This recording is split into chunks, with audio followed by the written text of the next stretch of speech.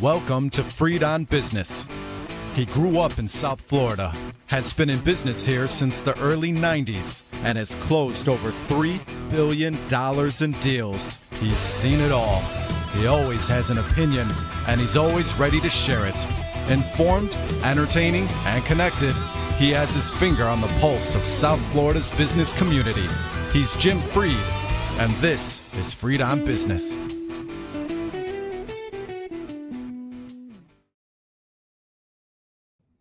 Hey everybody, welcome to another great edition of Freed on Business. It's episode 832, and we're going to talk about finding a job, finding a new job, find your first job. We've got one of my great friends, Jennifer Millman, on. Jennifer's been a leading headhunter here in South Florida in the real estate business, and for many, many years, she helps young people all the way up to senior executives positions. So we're going to talk about what the marketplace is really like, what the impact is on AI, how to position yourself to be hired, or if you should sit tight, all kinds of things about corporate headhunting, moving positions, evolving out. Today with Jennifer Millman, who's an expert in the field. I'm going to welcome everybody to the show. I want to remind everybody we're streaming live on LinkedIn, YouTube, Facebook, Twitch, and Instagram. Look for us at Freed on Business or at Jim Freed. And again, we're talking with Jennifer Millman. I want to thank our friends at Warren Henry. Warren Henry is a great place for people to work. They have incredible job training programs for high school students. If you don't want to get a college education, or you know somebody who doesn't want to get a college education, but they want a real great lifetime job, they should look into becoming a member of the Warren Henry Automotive Group family. You can see us interviewing Larry Zinn on a prior show, and he talks all about this opportunity. And now back to the show with Jennifer Millman of Millman Recruiting Services. Jennifer, so great to see you. Oh, thank you so much for having me today. Oh, welcome to the show. Now, you heard me tease it a little bit. Today everybody's kind of scared about the impact that AI is having on their business. A lot of college students are having, well, not a lot, but an increasing number are having trouble finding an entry-level position. But I really think that the most difficult thing to do will be going from the entry-level position to that second position, which is usually the hardest step for people to take. What are you seeing in the job market, and how can people position themselves and prepare for the job market, the first job and their second job as well? Okay. First job, relationships. Whether you're coming out of college, you want to try and build the foundation for as many people as you can possibly reach. It's not who you know, it's who knows you. So if you have the time in college to get some internships in the summer, get to know your professors, look at who's on the board of some of the programs that you're active in.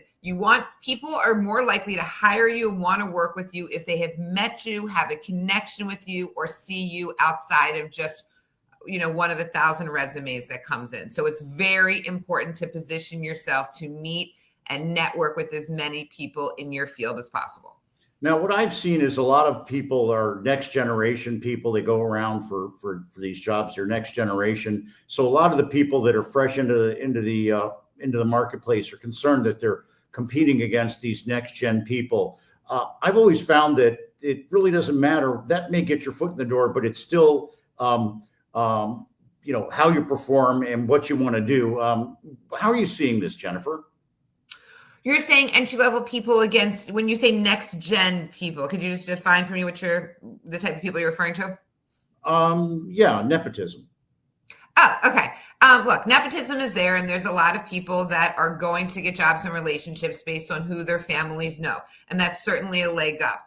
But that doesn't mean that someone who doesn't have any ties whatsoever to any family cannot get their foot in the door and actually prove what they've done through all of their, hard work and experience. In fact, I think a lot of times people need to reach out to people and create value for the person they're reaching out to. So it shouldn't always be like, how can you help me? It should be, how can I help you?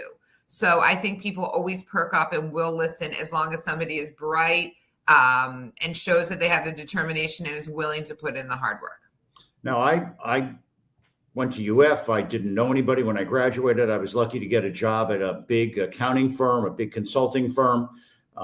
Then other people, wanted to go to work for smaller companies. What do you think is the benefit, larger company to smaller company? Well, smaller company, you can certainly, cross different, be a jack of all trades and get involved in a lot of different things. Some of the larger companies are very siloed and you're very much in one department and you learn everything in your department. And sometimes if it's too corporate and there's so many levels and layers, you do get very much kind of put in a box. A smaller company, but only smaller companies are beneficial if the people who are running these companies are willing to train you and let you learn and let you sit in on meetings and see the value of letting someone be kind of a sponge. So if you really want a great learning opportunity, first, you do need to ask during the interview process and not just assume because the company is small that you'll be able to do many different things. But I do think exposure in your career to work for both large companies, whether they're public or private, and small companies kind of rounds you out so you can see it from all different perspectives. I really think in business, or actually in life, mentorship is an extraordinarily important thing, especially in the real estate business, that mentorship is a key. I've always told people when they're looking for that first job to find out who their direct supervisor can be and whether that person has a history of mentoring and promoting other people. What are your thoughts about that? Absolutely. You want to work with someone who wants to help and develop talent. I think the greatest people out there are the ones that want to pay it forward. And I always tell people when you're applying for your first job, try and remind the hiring manager, like at one point you were me, you were coming out of school. What was your first job interview like? What was your first experience? Oh. Many times people get far along in their careers and they forget what it was like being a newbie. So I think everyone should kind of relate it back to what their experience was like. Look, not everyone's a great mentor. So you really want to ask the questions as to, did somebody enjoy it? Do they want to teach you? Do they want to spend the time? You need to get in, with someone. I call them, I don't like when you mentor for WIFM people. I call them WIFMs, WIFM. What's in it for me? Oh, so if there's somebody out there that is just doesn't see their benefit to mentor someone, then that's not the person you want to be part of. A good mentor-mentee relationship is where you can both benefit and someone is excited and happy to help someone else develop their skills along the way. Now, I thought that it was a great interview tip when you pointed out that you should bond with the interviewer by reminding them that they were once somebody that was looking for a job. Sure. What are some other interview tips? I mean, that was great. Commonality. You always want to do your homework and research who you're meeting with. If you walk into an interview and you do not know where that person went to college, what their backstory is, all the positions they've had, it might as well be, interview over. I've had some, companies or a person will say, hi, what did you research about me? Where did I go to college? What's my degree in? And if the person doesn't know the answer, it shows they might have not prepared themselves for the interview, not only to know just about the individual, but about the company. You want to find a way that you can relate to the person. So perhaps knowing something about the causes that they're active in or what their career path has been is going to be helpful. I always find if you happen to interview in someone's office, take a quick glance around their office and see what's in the photo frames and, what are they wearing and, what's, behind their desk, and just kind of gives you a little bit. You want to humanize yourself. Too many people in the interview process are so concerned about what's on the piece of paper. The resume gets you the interview, but you yourself get yourself the job. So you just want to find a way to relate who you are, what your skills are, and how you can benefit that company with what you bring to the table. That's terrific. Now, what are different sectors that you're seeing? I guess I'll have to say it this way. What's hot and what's not? Well, I'm a commercial real estate headhunter, so I work in all the asset classes and place people from analyst roles all the way up to senior executives. I will say industrial real estate seems to be pretty strong. There's a lot of companies that are out ground up developing, building, acquiring. So I'm seeing quite an influx of roles in the industrial market. I'm also seeing retail and mixed use and high street retail companies. I think every asset class has needs. Now the needs might change or the roles could change. And also in-house corporate real estate. Any single company that has actual physical locations, whether it's a restaurant or retail group, will have an entire corporate department in-house. And there's many, many jobs that are there. So for those roles, figure out who's growing. And I think a lot of medical real estate is very strong. So some of these tenants that they call medtail, where they go into medical retail, I think your dermatology practice and your dental groups, these large companies, to continue looking at what's the trend. And a lot of the trends are longevity and functional health and other companies that are growing that are going to go into a traditional, let's say, retail format and really grow. And also quick serve. There's always, the hottest QSR concept, the greatest new restaurant. I mean, people seem to like to spend their dollars on eating out or the next big food or dessert craze. Boy, you mentioned a couple of different places where people that I've mentored have begun to work. I've mentored people who've gone through career changes and ended up in the working for some of the big retailers, and I've mentored other people that have been working as leasing agents at some of the smaller firms that end up working for some of the big medical industrial complexes. I don't know what else to call them. The big expansion industries are the big expansion industries. You mentioned industrial, you mentioned healthcare, you mentioned dining out. It sounds to me like those are the three big silos that are out there right now. I touched on it before, but I'd like to kind of go back to it a little bit. What do you see as the impact on AI? I know that Miami Podcast Studio and I work on AI. I work with AI all the time. I used AI earlier today. I had it record a conversation. Then I used a different AI platform to edit and polish the conversation. What are you seeing with the impacts of AI in commercial real estate? Well, the way I would see it in terms of the recruiting and interview process, I mean, it's a double-edged sword. There's tremendous benefits, but there's also some gaps and some lacks of what AI brings to the table. For example, if you're a candidate and you want to look for a job, you can use different AI functions to scour the web and find the vice president of asset management for every company within a particular discipline. So it's very helpful for informational purposes. But if I see a resume, within 2 seconds, you can tell what was written by AI. And one thing that happens a lot is candidates don't get selected for jobs when a company is using an AI platform for part of their recruiting process, because they're scanning for buzzwords or keywords, and they're really AI isn't designed to fully understand some of the disciplines of commercial real estate. So they will pass or flag a resume and say, no, it's a pass because certain words weren't there. And it takes the human element out of it. So I always tell someone, even if you weren't selected for a job or you get this kind of form email or letter and you're qualified, you go directly to the hiring manager yourself. It can weed you out and you can become disappointed, but it doesn't understand the human component. And that's what's missing from AI. So I think you can use it to your advantage, but it's very easy for someone to realize that you didn't write your own resume. It's not your own authentic feelings. And it's not showing a hiring manager. You can't just use AI to pick the best candidates. It's just going to pick who has the most buzzwords that match your job description. But the human element and connecting, that's why recruiting and HR services is so important, because there's that intangible.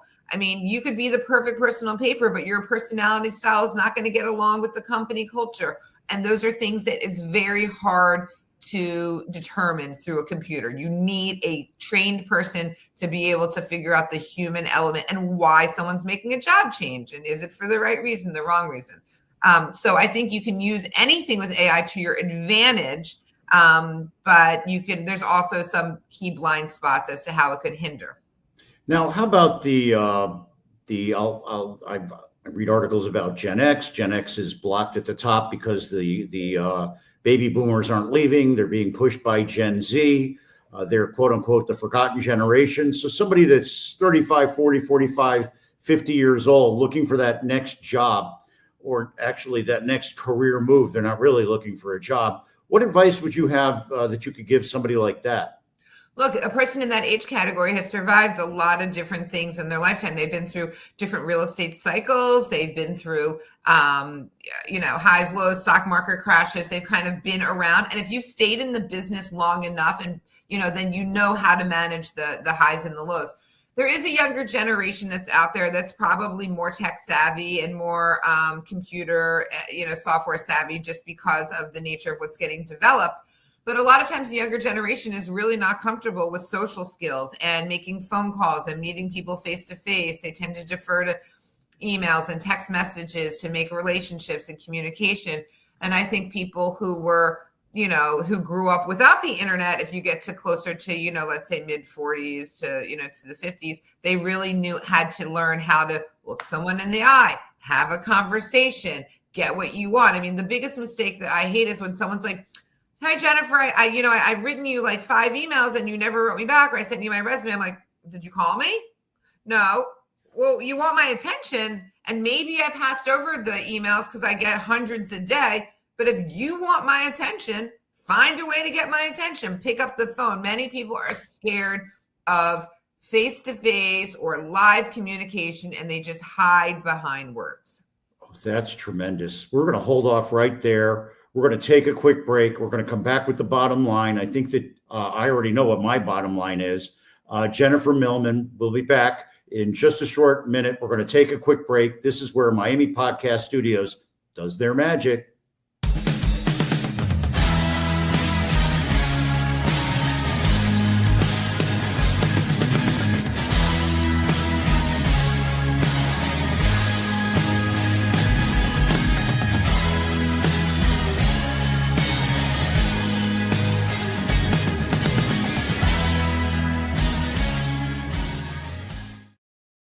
I love that shot of the thunder and lightning. I guess you can't shoot thunder, but the lightning going off at night on the bay. That's tremendous. High five to the Miami Podcast Studios for finding that clip.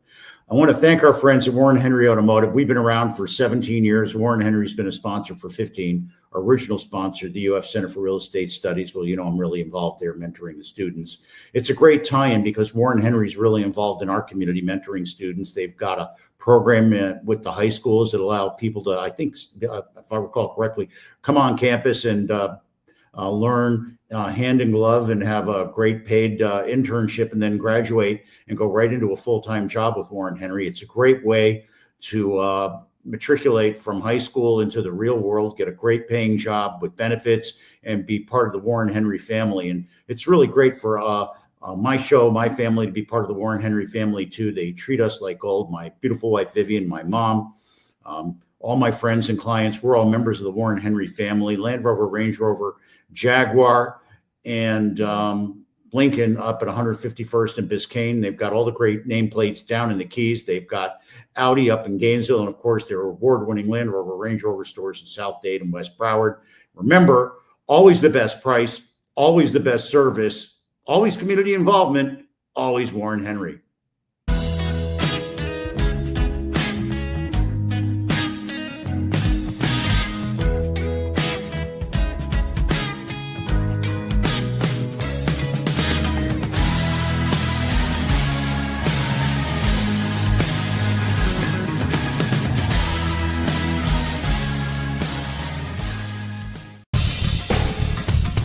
Welcome back to Freed on Business. Connect with us on LinkedIn, YouTube, Facebook, and Twitter at Jim Freed or at Freed on Business, and on Instagram at Jim Freed1. Now, back to your host, Jim Freed.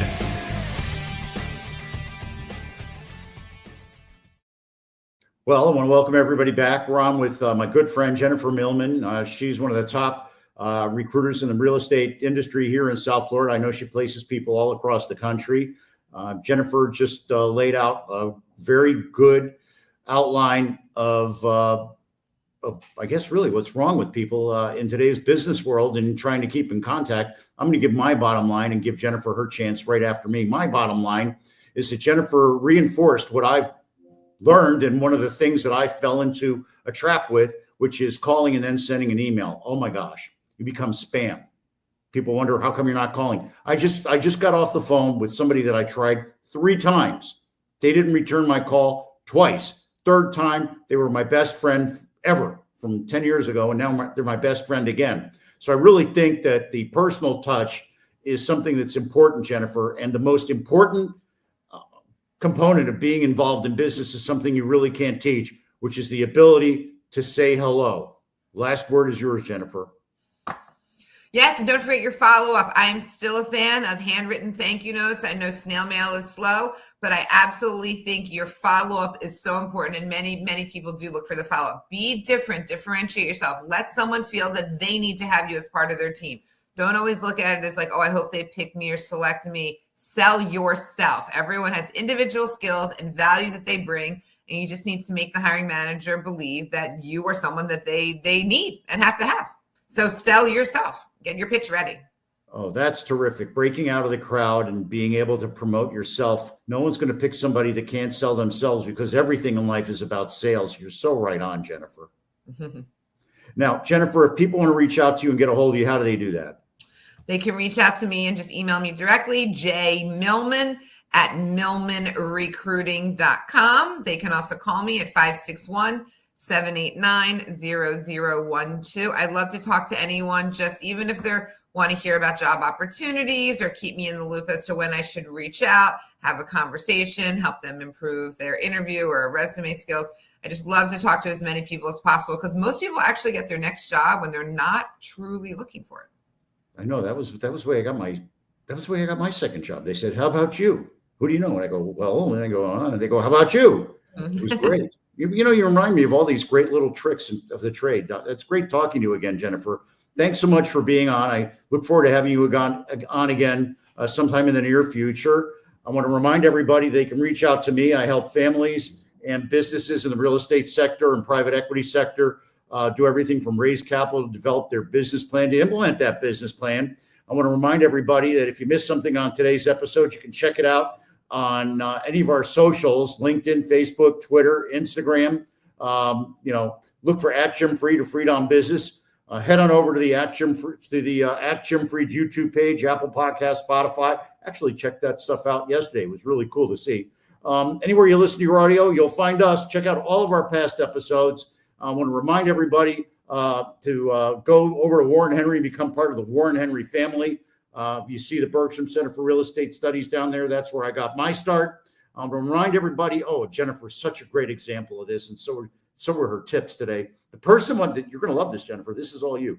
The person who wants to do something finds a way. The other finds an excuse. Now go out there and make it happen. God bless you. God bless the United States of America. And as we always say at the end, the rest of the show is yours, Miami Podcast Studios.